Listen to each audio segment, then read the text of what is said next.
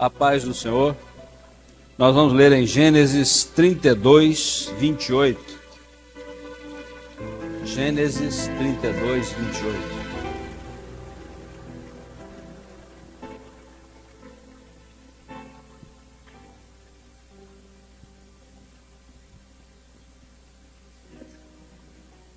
A palavra fala assim: Então disse: Não se chamará mais o teu nome Jacó, mas Israel, pois como príncipe lutaste com Deus e com os homens e prevaleceste.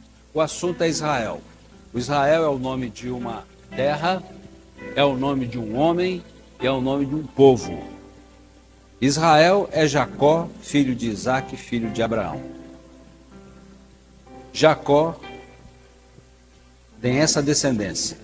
Abraão, por sua vez, morava com seu pai Terá em Ur dos Caldeus. Os irmãos visualizem o mapa. Aqui estão os países árabes, o Egito, o rio Tigre, rio Eufrates, aqui está o Golfo Pérsico. Ur dos Caldeus está aqui. O sistema de vida era tribal, as famílias viviam juntas, morrendo o pai, o patriarca, o filho mais velho, o primogênito, o substituía, e era assim o sistema de vida. Por orientação do Senhor, eles saíram daqui de Ur, que estaria no Iraque hoje, e foram habitar em Harã. E Harã estaria na Síria. Aqui, o Senhor disse a Abraão que deixasse a sua parentela, o governo de sua casa, porque ele era o primogênito, e viesse para a terra que o Senhor lhe daria, para a terra de Canaã. E ele veio e habitou aqui. O Senhor disse que daria a ele e a sua descendência essa terra que passou a ser a terra de Israel. A terra de Israel, então, tem como confrontações ao norte o Líbano e a Síria, ao sul o Egito, a leste ou a oriente os países árabes, a oeste ou a ocidente o mar Mediterrâneo. Então apresentamos os irmãos o mapa, a localização e as confrontações da terra de Israel. Vamos ver agora o homem Israel.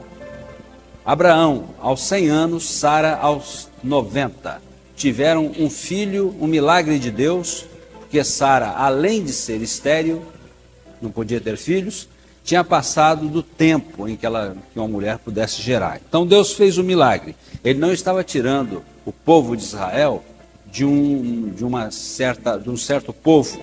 Ele estava gerando através do seu milagre. Isaque, por sua vez, teve 2 filhos, Esaú e Jacó. Nasceram gêmeos, mas Esaú nasceu primeiro. Então Esaú era o primogênito. Ele teria o governo da casa no lugar de seu pai. E Deus honraria com as bênçãos celestiais. Jacó nasceu com a mão agarrada no calcanhar de Esaú, como que dizendo: eu vou perseguir a bênção da primogenitura que você tem. Esaú significa peludo, ele tinha muitos pelos pelo corpo. E Jacó significa suplantador, aquele que passa por cima dos obstáculos. Os dois cresceram. Esaú foi homem do campo e da caça, saía de casa e ia longe, mata dentro. E Jacó era homem do lar, vivia na sua casa e nas coisas ao redor da casa. Chegou um dia Esaú, faminto, não encontrou caça. Diz a palavra que ele chegou perante Jacó desfalecendo. E Jacó estava com um prato de lentilhas vermelho. Esaú pediu, e Jacó disse prontamente: eu troco pelo teu direito de primogenitura. E Esaú pensou com ele: se eu morro agora aqui, de que me vale direito de primogenitura? Tomou o prato, comeu, bebeu, prosseguiu despreocupadamente seu caminho, e o Senhor se desagradou disto, porque Esaú não confiou no Senhor, foi um homem profano, foi um homem cujo coração estava na terra e não na eternidade.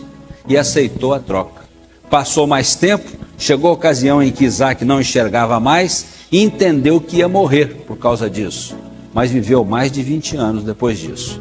E chamou a Esaú, seu primogênito, para abençoá-lo e disse: meu filho, vai ao campo, traz uma caça do jeito que eu gosto, que eu quero comer, prepara um guisado, eu quero comer para te abençoar depois. Quando Esaú saiu, Rebeca, que era a mãe dos dois, que já tinha uma profecia guardada desde que os dois estavam no ventre, o Senhor disse que o maior serviria ao menor, disse a ela teve confiança para fazer o que fez. Chamou Jacó e disse: entra no lugar do teu irmão. E Jacó temeu muito, mas ela disse: faz o que eu mando, que eu sei o que estou fazendo. Matou 2 cabritos que tinha no quintal, tomou a capa de gala de Esaú, lançou sobre Jacó, e as partes que ficaram de fora, as mãos e o pescoço, colocou da pele do cabrito. E Jacó entrou. Isaac mandou que ele se aproximasse, cheirou os seus vestidos e apalpou as suas mãos. E disse: as mãos são de Esaú, e a voz é de Jacó. E abençoou a Jacó com todas as bênçãos que tinha que abençoar. Saiu Jacó, entrou Esaú. Tomou ciência do que aconteceu, caiu num pranto, sem lugar de arrependimento, e se consolou dizendo: meu pai morrendo, eu mato Jacó. Então Jacó, diante daquela ameaça, teve que fugir de casa, e seus pais recomendaram que ele fosse lá para Harã, onde estava a sua parentela, e que se casasse dentre a parentela, porque Esaú tinha casado com mulheres da terra de Canaã, o que foi uma amargura para os seus corações. Lá em Harã, onde chegou Jacó, desenvolve uma história muito interessante que nós não vamos detalhar. Por circunstância, casou-se com 2 irmãs, pagou um preço de trabalho de 20 anos por elas, e ao fim desses 20 anos, o Senhor manda que Jacó retorne à terra de Israel. E ele retorna com as mulheres, com as servas das mulheres, com 11 filhos e uma filha. O 12º filho, que é Benjamim, nasceria na terra de Israel.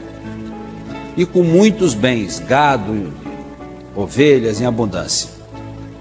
Quando ele vai entrando nos termos de Israel, os anjos de Deus foram encontrá-lo num lugar que passou a chamar-se Manaim, que significa acampamento dos anjos. Mais adiante, ele chega no rio Jaboque, atravessa tudo, as mulheres, os filhos, os rebanhos, tudo, e volta sozinho, porque ele queria agora ter uma luta com o Senhor, porque ele temia encontrar-se com Esaú e queria também fazer um acerto da sua vida.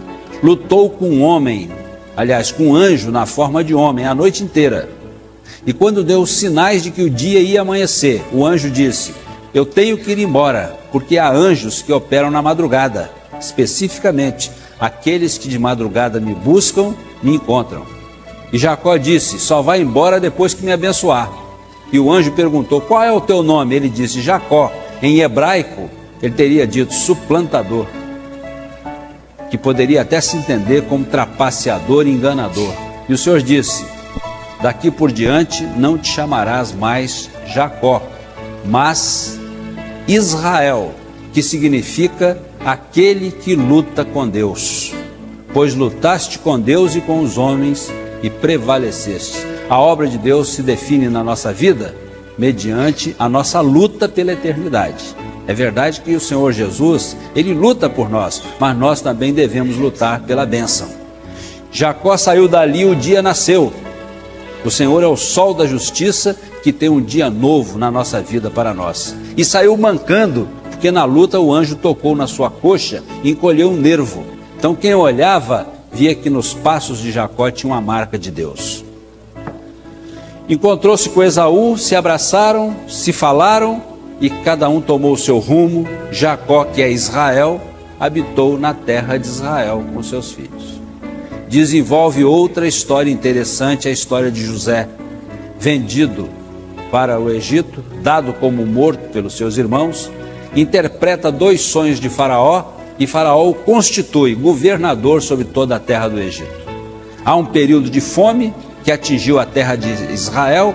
José busca o seu pai e seus irmãos na terra de Israel, traz para a terra do Egito e ali permanece em 430 anos. No fim desses anos, Deus levanta Moisés para tirar o povo de Israel, que está escravizado no Egito, e leva de volta a terra de Israel. Faz um acordo com eles, o Velho Testamento, dizendo que se o povo andar na presença dele, o Senhor será o Deus deles. Uma vida espiritual como ninguém tinha, Deus falando no seu meio com um tabernáculo e Deus falando de dentro do tabernáculo. e serviram a Deus todos os dias de Moisés e Josué. Mas após a morte de Josué, houve uma decadência espiritual, houve um esfriamento na fé. Deixaram de ler a palavra, deixaram de observar a lei de Moisés e esfriaram. E Deus então começou a agir no meio do povo.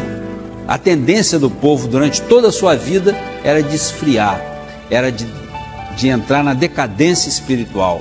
Mas o Senhor sempre passou a enviar profetas, homens de Deus, reis que andaram na presença do Senhor, juízes, homens de Deus que os levavam outra vez à presença do Senhor. Então a vida espiritual de Israel, ela sempre foi assim conturbada. Conheceram o Senhor, tiveram uma experiência extraordinária, Deus falava no meio deles, mas houve ocasiões de esfriamento. Houve ocasiões boas também. A época do profeta Samuel foi maravilhosa. Deus falava profundamente ao povo de Israel.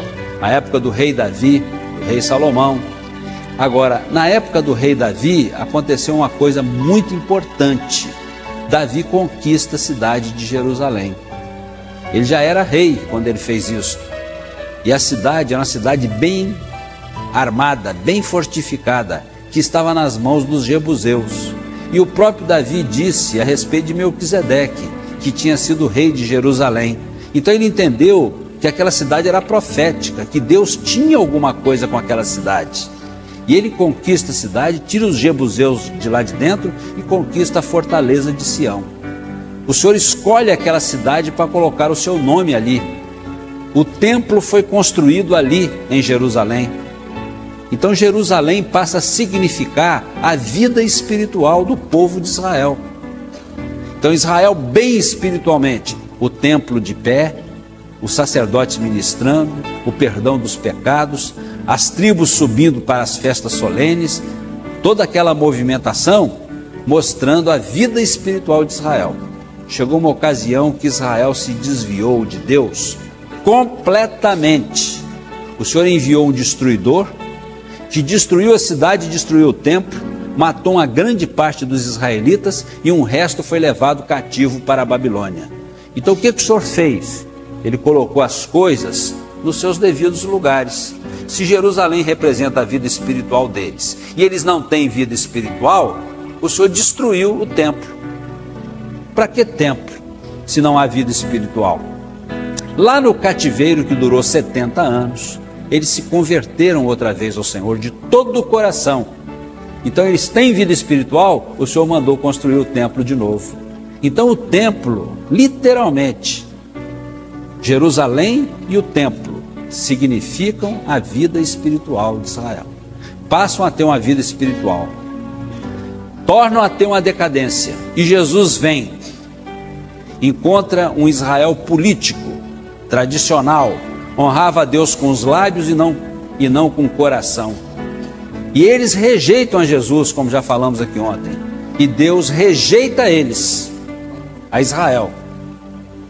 Quando Deus rejeita Israel, o Senhor admite a sua presença, os gentios, que são as outras gentes que não são Israel. E fez com eles, com os gentios, a sua igreja. Agora olha que coisa interessante. Israel foi um povo criado aos pés do Senhor. Havia a promessa dos pais, eles conheciam o culto, afeito à palavra, amoldado à palavra de Deus. E nós, totalmente ao contrário, não conhecíamos Deus, não tínhamos nenhuma intimidade com as coisas de Deus, avesso a tudo que se dizia respeito a Deus, e Deus nos aceitou. O que aconteceu? Diz a palavra que Deus teve misericórdia de nós. E por causa disso, dessa misericórdia a nós demonstrada, vai ter um tempo no futuro em que Deus vai ter misericórdia de Israel também. Porque Deus é justo. Pela misericórdia que a nós nos demonstrou, vai ter misericórdia deles. E assim o Senhor encerrou a todos, judeus e gentios, debaixo da desobediência, para usar com todos de sua eterna misericórdia. A árvore que tipifica Israel é a figueira. Israel não tem dons espirituais. A figueira, a flor, tipifica os dons espirituais. A figueira não dá flor, ela dá o fruto direto. Então ela tipifica bem Israel. E a árvore que tipifica a igreja é a videira. Jesus disse: eu sou a videira verdadeira e vós sois os ramos. Jesus passou com seus discípulos perto de uma figueira e não encontrou nela fruto. Quem é a figueira? Todos. Israel. E Jesus disse: nunca mais nasça fruto de ti. E a figueira secou-se imediatamente. Uma profecia de que Israel seria rejeitado. Jesus entra em Jerusalém, a cidade profética, a cidade onde morreram os profetas, a cidade que tipificava, significava a vida espiritual do povo de Israel. Chorou sobre a cidade e disse: Jerusalém, Jerusalém, que matas os profetas e apedrejas os que te são enviados. Quantas vezes eu quis ajuntar-vos, como a galinha junta os seus pintinhos debaixo de suas asas, e vós não quisestes. A vossa casa vai ficar deserta. Outra profecia. Perante Pilatos, foram os mesmos judeus, os príncipes, os cabeças, que entregaram Jesus a Pilatos, dizendo: não é o nosso rei, é um rei falso, ele é um malfeitor, deve ser crucificado. Crucificação, castigo romano para malfeitor. Antes de Jesus partir, ele esteve com os discípulos no Monte das Oliveiras, e os discípulos lhe perguntaram: quais serão os sinais da tua vinda e do fim do mundo? Quer dizer, Jesus já havia falado com eles a respeito disso. Quais os sinais da tua vinda e do fim do mundo? Então ele começou a falar, ele proferiu o sermão profético, lá que está descrito lá em Mateus. Então ele falou das guerras, dos rumores de guerra, dos terremotos, do esfriamento do amor, das pestes, aquela série de sinais. E neste contexto ele proferiu a chamada parábola da figueira. Figueira Israel. Ele disse: ouvi a parábola da figueira. Quando seus ramos se tornam tenros e brotam folhas, sabeis que está próximo o verão. Igualmente, quando virdes estas coisas acontecerem, sabeis que ele está próximo às portas. O que Jesus disse? Ele disse que por ocasião dos sinais de sua volta, é neste tempo que a figueira vai brotar.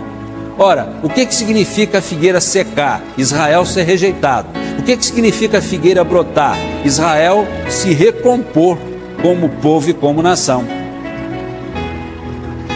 Agora, nós, a igreja, entendemos esse sinal de uma forma inversa. Para nós, um grande sinal da volta de Jesus é Israel se recompor como povo e como nação, a figueira brotar. Por isso que nós estudamos Israel. Nós não temos nenhum compromisso com Israel, porque o povo de Israel que lá está rejeitado hoje. Seus pais andaram na presença do Senhor, mas hoje quem está na presença do Senhor é a igreja. Mas nós estamos de olho em Israel, porque Israel é para nós o relógio do tempo profético. Israel tem sinais que dizem respeito à volta de Jesus. Esses sinais: Israel foi rejeitado, desapareceu da face da terra. Então, a figueira brotar significa Israel se tornar nação e voltar a habitar a sua terra.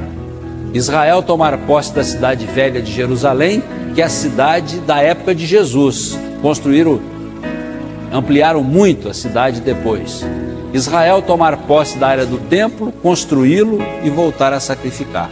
São estes três sinais que envolvem Israel e que dizem respeito à volta de Jesus. Por isso nós estamos de olho em Israel, por isso nós estudamos Israel. Vamos ver o plano de Deus através dos séculos.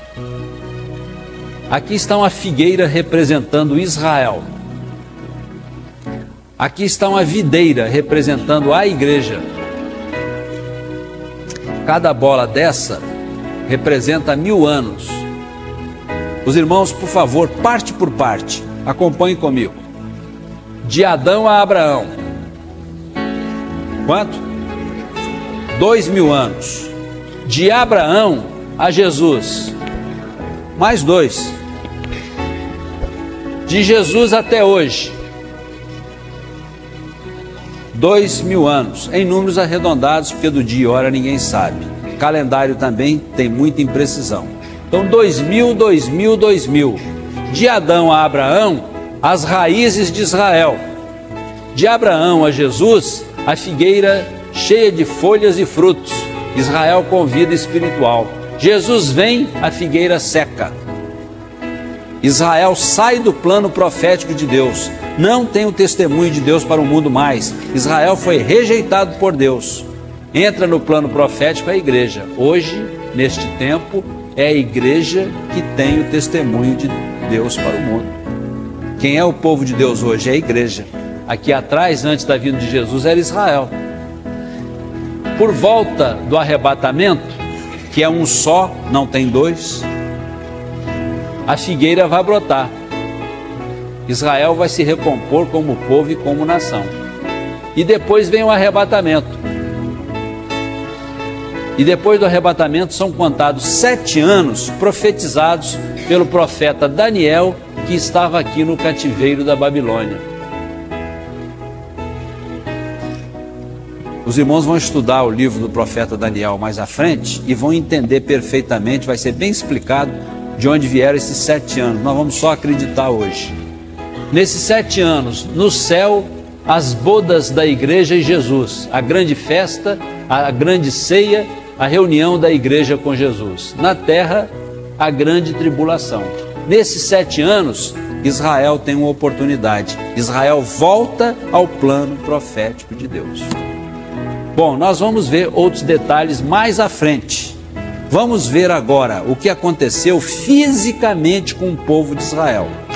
No ano 70 depois de Cristo, após um cerco de 2 anos à cidade de Jerusalém, um general romano chamado Tito rompeu os muros, destruiu a cidade e matou praticamente todos os israelitas que estavam lá.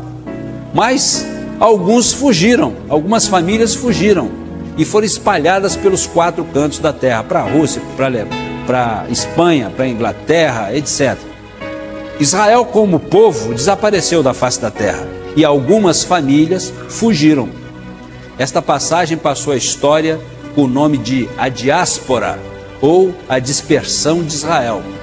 Lá, nos países para onde fugiram, cresceram e se tornaram colônias de judeus, altamente discriminados pela terra onde estava. A grande parte não conseguiu a cidadania local, porque eram chamados de judeus pejorativamente. As crianças apanhavam nas escolas, juntavam grupos para bater no pai de família, muitas vezes até matando, porque o sangue de Jesus está sobre eles. Não tivemos notícia de regresso à terra nesses quase 2000 anos, a não ser em 1879, quando uma família, por certo, comprou a terra com dinheiro e imigrou para Jerusalém. E daí em diante, iniciou modestamente o movimento de imigração para Israel. Na virada do século, em 1898, um judeu europeu chamado Theodor Herzl promoveu o primeiro encontro sionista. Sionismo vem da palavra Sião, que são os montes sobre os quais está assentada a cidade de Jerusalém, e que expressa um sentimento muito forte do israelita pela terra. É o sentimento nacionalista de Israel. E Theodor Herzl, nesse encontro que aconteceu na Basileia, na Suíça, ele disse: nós não podemos mais viver na terra dos outros. Somos malquistos, perseguidos, não temos paz, nós temos que ter a nossa terra. E num momento emotivo, ele disse: eu crio hoje a terra de Israel. Parou um pouco e disse: daqui a 5 ou 50 anos. 50 anos depois, a terra estava sendo devolvida. Funcionou como uma profecia. Então nós entramos no século 20. Vamos falar de fatos mais próximos para que tenhamos as condições de acompanhar depois. 1914, Primeira Guerra Mundial. 1917, a Inglaterra, que pertencia à Liga das Nações, pediu ajuda a Israel. Quando falamos Israel, nós estamos falando do povo de Israel espalhado pelo mundo. Israel disse: nós ajudaremos, porque Israel conhecia a geografia do lugar. Nós ajudaremos, mas nós queremos o reconhecimento da nossa conexão histórica com a terra. A terra é nossa, Deus nos deu, a escritura dela está na Bíblia. A Inglaterra aceitou e assinou um termo chamado Declaração Balfour. Venceu a guerra e a Inglaterra falhou terrivelmente. Deu 23% das terras para Israel e 77% para os árabes por questões políticas. Mas pelo menos Israel agora tinha só 23%, mas tinha um pedaço de terra dentro da sua terra. E passou a fazer de tudo para imigrar. As coisas mais mirabolantes que os irmãos possam imaginar, Israel fazia para imigrar. Para figurar só, eu conheço várias passagens, vou contar uma só. Um navio partiu de Chipre, que é aquela ilha do Mediterrâneo, em direção a Israel, cheio de crianças. As autoridades pararam o navio em águas, mandando voltar. Os israelitas puseram as crianças no convés, em jejum, e as crianças começaram a desmaiar. Eles deixavam lá desmaiada no convés. Criou uma crise internacional, tiveram que liberar e liberaram. Questão de vida ou morte para eles. Ir para a terra é questão de vida ou morte. Eles entendem que só serão felizes na terra de Israel. Nós vamos ver por que depois. 1939, Segunda Guerra Mundial. Sobe ao poder na Alemanha primeiramente, depois no resto da Europa, Adolf Hitler, comandante do partido nazista, que desencadeou uma perseguição contra os judeus. Mas haviam judeus alemães radicados no país há 10 gerações. Eram alemães de fato. Não acreditavam que sofreriam uma perseguição.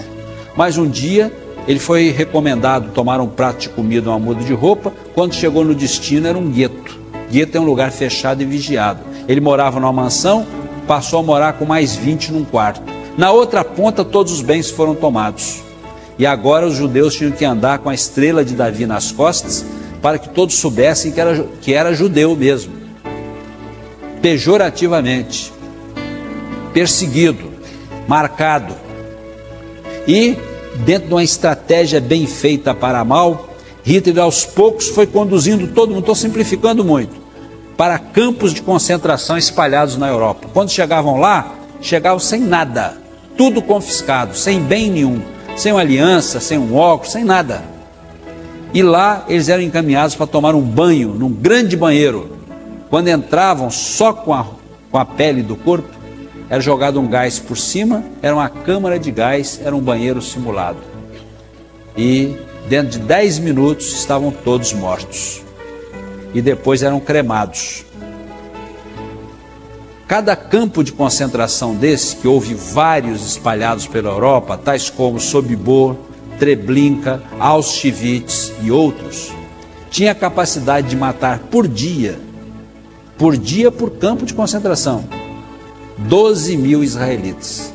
Em toda a época de Hitler, dos 7 milhões de judeus que haviam na Europa, 6 milhões foram mortos pela máquina de Hitler. Esta passagem passou a história com o nome de Holocausto. Hoje lá em Jerusalém, no museu, tem um monumento ao Holocausto chamado o Yad Vashem, diante do qual o israelita diz que a terra é dele, só sai dali morto. É questão de vida ou morte, porque os que voltaram para lá, voltaram, alguns sem as esposas, que morreram nas câmaras de gás, alguns sem os maridos, alguns sem os filhos, alguns mutilados, porque eles foram foram cobaias de experiências científicas, com o coração dilacerado, sem rumo. Quando a guerra acabou, eles foram tirados de diversos lugares, perderam os parentes, ficaram sem rumo, sem referência, ficaram perdidos no espaço. Eles entenderam uma coisa: só seremos felizes na terra de Israel. E criaram um laço de comunhão muito grande entre eles, porque eles foram unidos no sofrimento. Então, diante desse monumento lá em Jerusalém, eles dizem o seguinte: se eu for o último homem da terra, eu vou dizer, a terra é minha, foi Deus que me deu. Só saio daqui morto. É questão mesmo para eles de vida ou morte. Depois destas coisas, bom, nós falamos mal de algumas pessoas aqui e nós gostaríamos de fazer uma referência a isso. Nós estamos falando de fatos históricos e proféticos. Nós não temos nenhum compromisso com Israel hoje. Nós estamos de olho nele por causa dos sinais em relação à volta de Jesus. Hoje quem está na presença do Senhor é a igreja. Então nós falamos mal aqui de ingleses, de alemães, de árabes. Talvez a gente fale mal de mais gente. Mas gostaríamos de dizer aos irmãos que estejamos em paz com o Senhor com isso. Somos todos irmãos em Cristo, tem descendência de todas essas raças no nosso meio, somos todos irmãos, não tem nenhuma diferença. Repetindo, estamos falando de fatos históricos e proféticos que nos interessam. Estejamos em paz com o Senhor. Muito bem, depois destas coisas, Israel juntou as forças que tinha e foi à ONU, Organização das Nações Unidas, e pediu a devolução da terra. Houve eles sabiam que para vencer a votação tinha que vencer com 2/3 dos votos, que é a regra da ONU. Então houve uma comissão para a questão do Oriente Médio, destacada para isso. Havia votos para Israel vencer. E prosperou a ideia de 2 terras, uma israelita e uma árabe. Esse foi o resultado. Mas os árabes queriam tudo e criaram uma estratégia para adiar a votação, para desmanchar os votos que Israel já tinha. Nisto, acontece que o homem que presidiu esta assembleia foi um brasileiro, Oswaldo Aranha, e foi recomendado por um irmão nosso na fé, um advogado internacional, evangélico, que conhecia a Bíblia e que tem parentes no nosso meio. Ele chamou Oswaldo Aranha, mostrou a Bíblia, mostrou quem era Israel. Ele se convenceu. Na hora da votação, quando os árabes se levantaram para pedir o adiamento, ele falou assim, não, por ordem, nós vamos votar primeiro. Votou e Israel venceu com 2/3. A figueira brotou. A terra foi criada no papel. Então o profeta Isaías diz assim, poderia nascer uma terra num só dia? Geraria eu e não criaria? Mas Sião já está de parto e já está dando à luz a seus filhos. Nós temos muitos motivos para ter a obra no nosso meio aqui no Brasil. Vou dizer mais um. O Senhor disse a Abraão, abençoarei os que te abençoarem. Não conseguiram conquistar a cidade velha de Jerusalém. A cidade velha de Jerusalém foi conquistada 20 anos depois, porque essa votação aconteceu em novembro de 47. Em maio de 48, a Inglaterra se retirou da terra e o primeiro-ministro de Israel, Ben-Gurion, promulgou o ato da ONU. Só que não conseguiram conquistar a cidade de Jerusalém. A cidade de Jerusalém, então, foi conquistada em 1967, na Guerra dos 6 Dias. Os israelitas entraram lá dentro da cidade, eles amam profundamente a cidade de Jerusalém. Aos gritos, aos choros, aos risos, e uma israelita compôs uma canção chamada Jerusalém de Ouro, Naomi Shemer. É uma canção de Israel, não é um hino da obra, mas nós vamos ouvir um pedacinho, só para figurar aqui no nosso meio.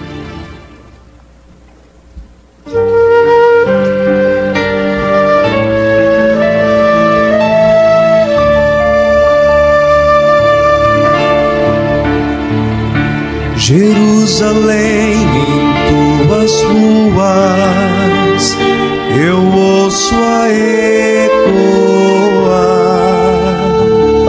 o som da harpa de Davi, minha alma calentar.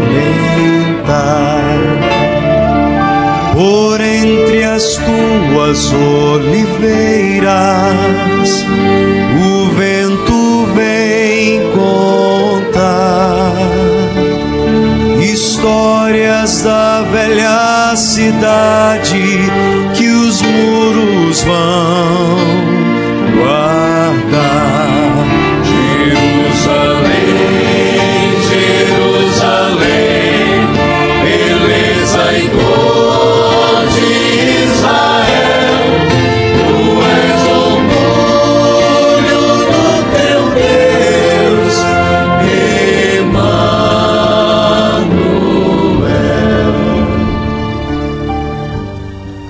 seguir. Então, os sinais em relação à volta de Jesus, a figueira brotou. Israel se tornou nação e voltou a habitar sua terra, maio de 48, ou novembro de 47. Israel toma posse da cidade velha de Jerusalém, 1967.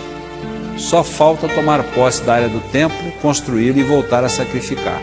Acontece que o templo só pode ser construído no mesmo lugar que Salomão edificou o primeiro templo, que é o mesmo lugar que Davi sacrificou na eira de Ornã, que é o mesmo lugar que Isaac foi levado por Abraão para ser sacrificado.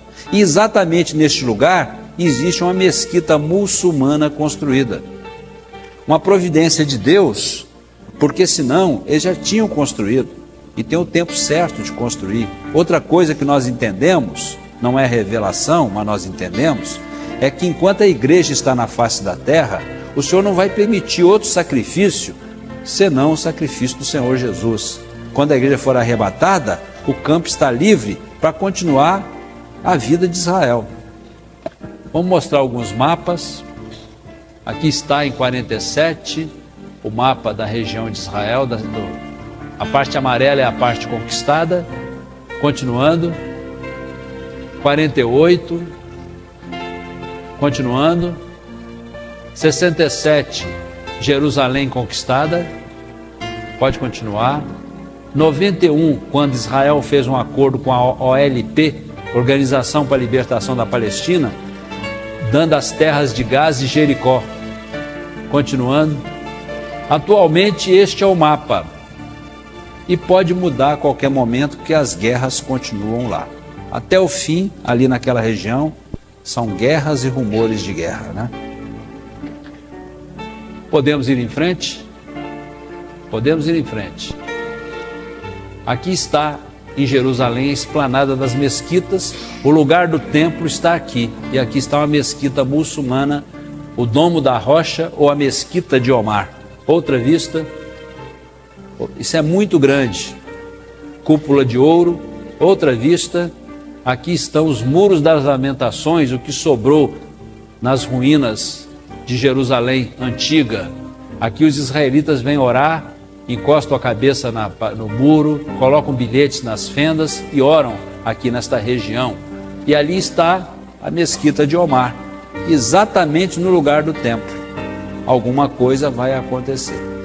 Nós não sabemos até onde nós vamos ver. Se nós vamos ver construção de alguma coisa, nós não sabemos. Só sabemos que estamos às portas da volta do Senhor Jesus. Agora, nós temos certeza de uma coisa. Neste tempo aqui, depois que a igreja for arrebatada, vai subir ao comando mundial um grande líder, uma capacidade gerencial jamais vista, que vai ter solução para todos os problemas da terra. Poder de comunicação muito grande, ele vai ter as condições de resolver os problemas do Oriente Médio, os problemas da fome mundial, todos os problemas ele vai ter as condições nas mãos para resolver. Todo mundo vai aplaudir este grande, extraordinário líder. Os irmãos sabem qual é o nome dele? O Anticristo. Gente boa. Mas ele vem segundo a eficácia do adversário. Vai ter solução mesmo, mas ele vem segundo a eficácia do adversário. Israel faz um acordo com ele por 7 anos. Israel deverá pensar que ele é o Messias. Mas na metade dos 7 anos, os primeiros 3 anos e meio, paz e prosperidade para Israel. Mas na metade desses 7 anos, ele entra no templo e diz: eu sou Deus. E se assenta no trono de Deus e sacrifica um animal imundo no templo, no altar do Senhor. Estabelece a chamada abominação desoladora. Então Israel vê o engano e daí por diante, guerra contra Israel, tribulação contra Israel. E no fim dos 3 anos e meio, o mundo contra Israel. Israel não tem defesa e só tem uma saída para Israel. Quem sabe qual é? O Messias vir. E o Messias vem. Quando eles olham para o Messias, é Jesus a quem eles crucificaram. Cada casa de Israel, cada família vai chorar à parte, e chorarão como quem chora por um filho único. Jesus, quando vem, vem com a igreja de corpo transformado. Vence os inimigos de Israel, perdoa os seus pecados e estabelece o milênio. 1000 anos, Jesus é o rei da terra. Somente aqui, Israel e a igreja juntos, como reis e sacerdotes do Senhor. Bom, meus irmãos, nós chegamos num ponto em que extrapolamos a aula de Israel. Voltamos então a Israel.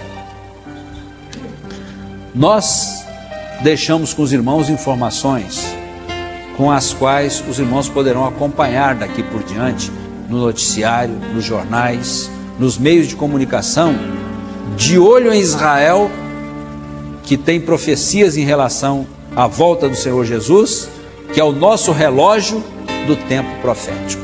Que o Senhor nos abençoe. Vamos ficar de pé. Nós vamos cantar Jerusalém.